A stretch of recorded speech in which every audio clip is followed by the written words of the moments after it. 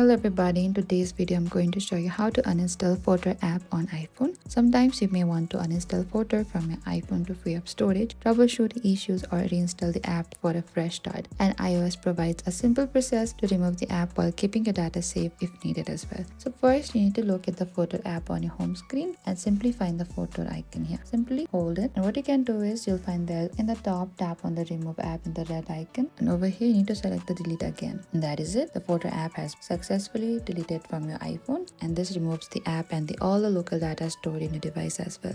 And it is a versatile and user-friendly app that makes photo editing, design and creative projects accessible to everyone on mobile, whether you're editing phones, photos, using templates, restoring purchases, upgrading to Pro or managing the app on a device. And it also provides tools that are intuitive and powerful, and by following these simple steps you can successfully uninstall the Fotor app on your iPhone. Thank you for watching this video. I hope I could help you. If you have any queries or confusion, please comment down below and we will reach out.